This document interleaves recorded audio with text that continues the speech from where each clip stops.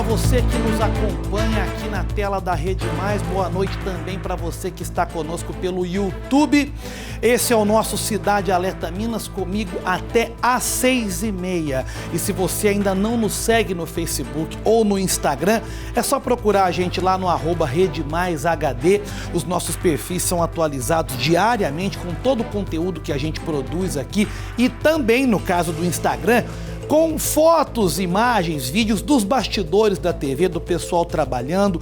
Acompanha lá para você conhecer um pouquinho mais de como funciona o nosso dia a dia aqui, do nosso jornalismo, do nosso setor operacional, enfim, como a Rede Mais trabalha diariamente para trazer informação de qualidade para você, tá certo? Vamos para o Cidade Alerta então, e eu já começo com imagens de uma briga no centro de Barbacena, no Campo das Vertentes. Olha lá, o rapaz está parando o carro, ele chega até a subir com uma das rodas do veículo na calçada. Ele para meio que de qualquer jeito, desce do veículo nervoso e começa a discutir. Aliás, ele já estava discutindo de dentro do carro, né? Ele vai na direção de uma outra pessoa que está ali atrás. E aí a briga começa. Pela sombra no chão a gente consegue ver que os ânimos já estão exaltados, mas daqui a pouco eles vão aparecer brigando. Olha lá. Estão trocando golpes até que em determinado momento o rapaz que apareceu descendo do carro vai acertar um golpe no de camisa branca. Olha lá, ele atinge o soco no queixo e o homem cai. Cai desacordado com a cabeça no meio-fio e o corpo no meio da rua. Nisso o outro agressor vai de um lado para o outro, leva a mão à cabeça, ele percebe que ele acabou de fazer uma besteira, só que ao invés de ficar no local, ele entra no carro e vai embora. Pois bem, esse homem que levou o soco e caiu desacordado, ele está internado na Santa Casa de Barbacena com traumatismo craniano. O outro que deu o soco e que covardemente foi embora do local, foi preso pouco tempo depois. Ele tem 29 anos e falou, sabe o que para a polícia? Que ele foi embora dali porque ficou assustado. Seria assustado com o que ele havia acabado de fazer? Com a barbaridade que ele havia acabado de fazer ali? Põe a reportagem da Lúcia Ribeiro no Cidade. Uma câmera de segurança de um prédio flagrou parte da confusão. Na gravação dá para ver que o motorista desse carro prata para o veículo de qualquer jeito, no meio da rua. Ele desce, olha para a lateral do automóvel e parece furioso. Depois ele caminha no meio da rua e segue em direção a um outro motorista. A imagem não mostra, mas nesse momento o jovem teria chutado a porta do passageiro desse outro carro. De repente, os dois motoristas aparecem brigando, cena que parece ter sido tirada de um ringue de luta, uma troca de socos, até que de repente um dos envolvidos é atingido em cheio no queixo. Na mesma hora, o homem cai desacordado. Já o outro motorista parece estar desorientado. Ele anda pela calçada. Antes de entrar no carro, o rapaz ainda passa perto do homem caído. Depois dá partida no veículo e foge. Toda essa confusão aconteceu numa rua no centro de Barbacena, no Campo das Vertentes. Tudo começou por causa de uma briga de trânsito envolvendo os veículos desses dois homens. Testemunhas teriam contado para a Polícia Militar que viram quando o homem de 59 anos saía de uma garagem e teve o carro dele atingido pelo veículo prata. Quem dirigia o veículo era um rapaz de 29 anos. Ele foi identificado e momentos depois localizado na casa dele, no bairro São Cristóvão. Para os policiais, ele teria contado que fugiu do local porque teria ficado assustado ao ver que o homem com quem ele tinha acabado de brigar estava desacordado. A polícia informou também que a lataria traseira do carro desse rapaz, que aparece amassada, já estava danificada e não teria sido o resultado dessa batida. Já o outro motorista foi socorrido e levado para o Hospital Regional de Barbacena. Depois, foi transferido para a Santa Casa da cidade com quadro de traumatismo craniano. O estado de saúde dele não foi divulgado. Pelas informações que chegaram até nós e que constam no registro policial, a gente percebe o quê?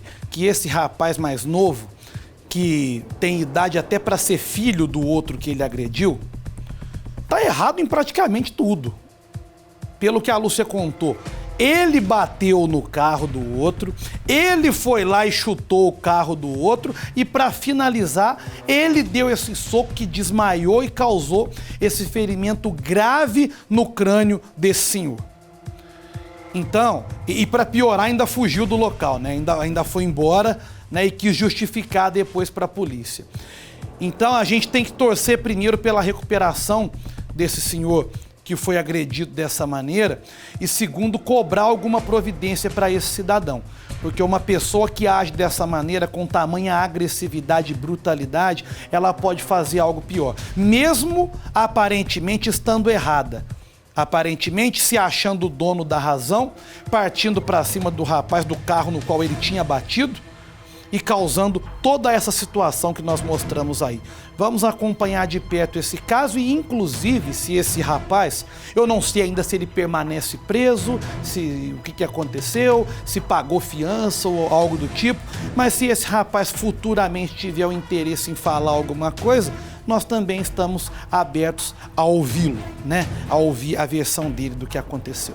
Agora me dá a foto do senhor José, por favor, coloca na tela, tá aí, ó. Esse senhor de 71 anos foi vítima de uma covardia sem tamanho. Ele vivia num pequeno sítio com a esposa dele, no bairro Serraria, zona rural de Munhoz, aqui no sul de Minas. E aí, nessa madrugada, ele estava em casa com a esposa, quando 2 criminosos chegaram no local.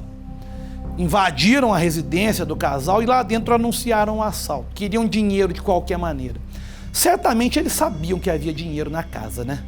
Bom, depois que eles encontraram uma certa quantia, eu diria até que considerável, eles queriam a caminhonete do casal.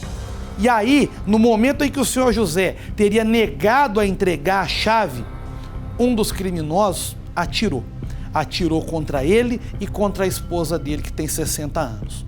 Resultado, o senhor José morreu e a esposa dele foi socorrida com vida e levada para um hospital na cidade de Pouso Alegre. Helena Lima, no Cidade. José Michelini, de 71 anos, morreu antes da chegada do socorro. O idoso foi baleado no peito durante um assalto na zona rural de Munhoz, no sul de Minas. A vítima estava no sítio onde morava com a esposa, no bairro Serraria, quando foi surpreendida por 2 criminosos armados. De acordo com o boletim de ocorrência, a vítima estava acompanhada da esposa, que tem 60 anos. A dupla de assaltantes chegou a pé ao local e rendeu as vítimas. Eles reviraram a casa em busca de dinheiro. De repente, um dos criminosos atirou contra José e a esposa dele. Em seguida, os ladrões pegaram cerca de R$5 mil que estavam escondidos na casa e também a chave da picape do casal. Os 2 fugiram. Essa câmera registrou o momento em que os assaltantes passam com o veículo. A polícia informou que as vítimas foram baleadas porque teriam oferecido resistência para entregar a chave da picape. Pouco depois do assalto, o veículo foi encontrado queimado perto de Pouso Alegre, a cerca de 100 quilômetros de Munhoz. A idosa foi socorrida por uma testemunha e depois foi levada de ambulância ao Hospital Samuel Libânio, em Pouso Alegre. O corpo de José Michelini foi enterrado no cemitério municipal de Munhoz. A Polícia Civil investiga o caso, mas até o momento os suspeitos não foram presos. Olha, eu não vou nunca querer ensinar a polícia a trabalhar, né? Mas num caso como esse aí, certamente se os policiais ouvirem vizinhos, o pessoal das proximidades ali, eles vão chegar até esses ladrões. Porque alguém deu a fita, alguém chegou para os criminosos e falou: pode ir lá na casa do senhor José que tem dinheiro lá dentro. E a polícia, da maneira dela de trabalhar, de abordar, de conversar, de tirar informações das pessoas, ela vai conseguir chegar até quem deu essa fita. E aí, depois que chegar até quem passou essa informação, ela chega até os criminosos. E isso eu acredito que deva acontecer com certa rapidez. Agora vamos para o próximo caso, e aí você tem imagens do local onde o corpo de um comerciante que estava desaparecido desde o dia 6 deste mês foi encontrado. Nesse local, olha lá o corpo. É claro que nós vamos embaçar, né? A imagem é forte. Mas nesse local a polícia ainda encontrou a moto dele. Olha a moto ali jogada na beira do barranco. Encontrou capacete, encontrou a carteira, lá a mochila, outros pertences. Isso aí fica às margens da BR-356, em Ervalha, na zona da mata. E eu aproveito essas imagens para agradecer ao nosso amigo e parceiro Gilson Júnior, repórter da Rádio Muriaé, que esteve ontem à tarde no local acompanhando todo o trabalho da polícia e nos forneceu gentilmente essas imagens. Um abraço para o Gilson, tá? Mas é o seguinte, já havia uma semana que a polícia e a família procuravam por esse homem. Pode até colocar a foto dele na tela. Tá aí, ó. A polícia procurava por ele, né? E a família já desesperada. Esse comerciante, né? Ele saiu de casa para negociar um celular que ele havia vendido, né? E não foi mais visto, não foi mais visto. A família já desesperada, sem informações, e agora, depois que o corpo foi encontrado, há a suspeita de que ele tenha sido vítima de um latrocínio. Põe o caso no Cidade. O comerciante Marcos Vinícius Vianel, de 27 anos, foi encontrado morto em um matagal às margens da BR-356, próximo ao município de Ervalha, na Zona da Mata.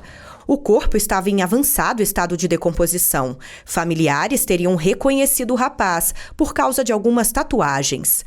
Ao lado dele, os policiais encontraram a moto e o celular da vítima, uma máquina de cartão, uma mochila, um capacete e alguns outros objetos. As mesmas informações que havia encontrado uma motocicleta numa fazenda aqui, próximo a uma cachoeira.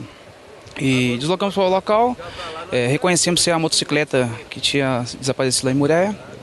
Posteriormente, quando estávamos no local, populares que estavam passando próximo a essa cachoeira aqui de Ervalha, relataram que tinha muitos urubus próximo a um barranco e suspeitamos ser o corpo do rapaz que havia desaparecido.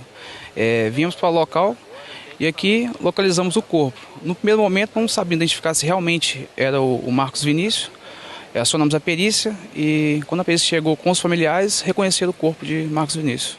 Depois do trabalho da perícia, o corpo do comerciante foi encaminhado ao IML de Muriaé. Agora a polícia quer saber qual foi a causa da morte do comerciante. A suspeita é que ele tenha sido vítima de latrocínio, que é o roubo seguido de morte. Pouco antes de desaparecer, Marcos fez um Pix de R$28 mil e outro no valor de R$5 mil. O comerciante desapareceu no dia 6 de setembro, em Muriaé, onde morava.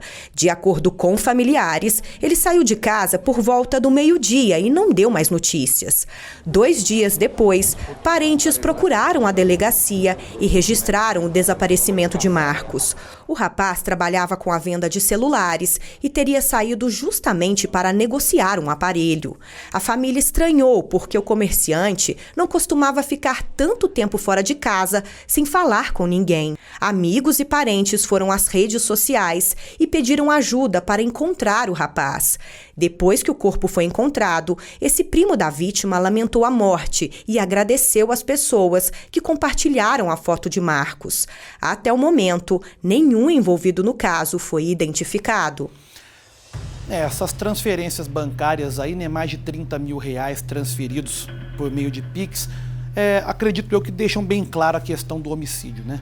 A polícia vai agora trabalhar para encontrar os criminosos. Agora volta para mim porque eu já vou chamar o Carlos Alberto Júnior, porque é o seguinte, a Polícia Civil de Montes Claros, com o auxílio da Polícia Rodoviária Federal, prendeu integrantes de uma quadrilha especializada em furtar imóveis de luxo.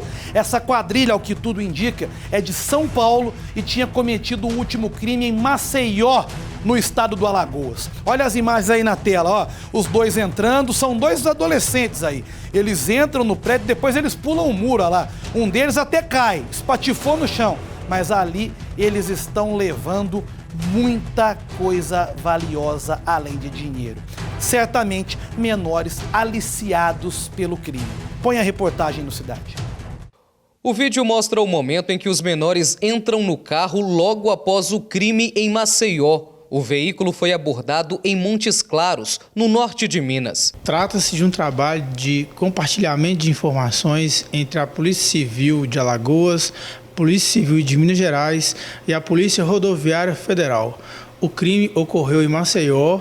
Esses suspeitos foram abordados pela Polícia Rodoviária Federal e com acionamento da Polícia Civil em Montes Claros, foi possível produzir relevantes provas em relação a esses suspeitos, já que inicialmente, durante aquela abordagem na rodovia federal, não foram encontrados objetos, produtos de crime com suspeitos.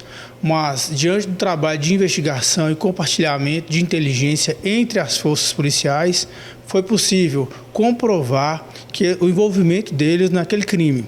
No carro estavam também 2 adultos de 24 e 29 anos que teriam dado cobertura aos menores. Em entrevista com os policiais civis, os suspeitos confessaram o crime, apesar de que, no interrogatório formal, eles negaram a sua participação.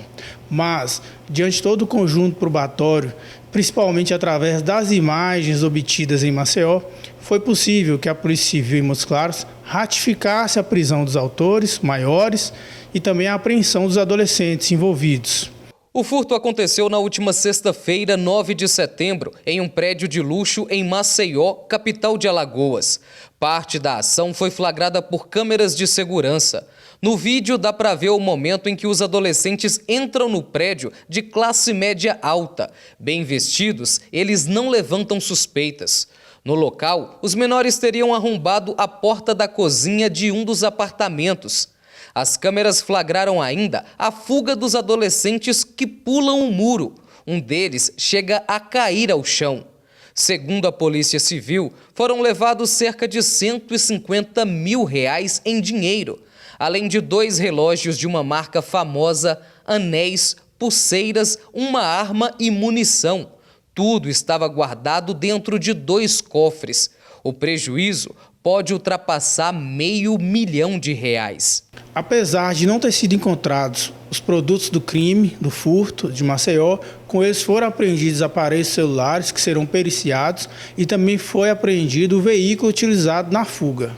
A polícia ainda não recuperou o dinheiro e os objetos levados, mas já sabe que os suspeitos são do estado de São Paulo e usaram o norte de Minas como rota de fuga. O grupo é especializado nesse tipo de crime. Um dos integrantes tem, inclusive, uma medida cautelar e não poderia deixar o estado paulista. A suspeita é que a quadrilha tinha informações privilegiadas sobre o prédio furtado. A polícia não descarta a participação de outras pessoas no crime. Os maiores vão responder pelo crime de furto qualificado, associação criminosa e também corrupção de menores. Os suspeitos seguem detidos em Montes Claros e devem ser levados para Maceió. Para você que me acompanha pela internet, o meu boa noite. A nossa transmissão online será encerrada agora no intervalo, mas eu continuo aqui pela Rede Mais e daqui a pouco eu vou mostrar que a Polícia Civil prendeu 2 homens que são suspeitos de estuprar e roubar uma jovem de 22 anos após uma bebedeira. Eu te mostro esse caso já já.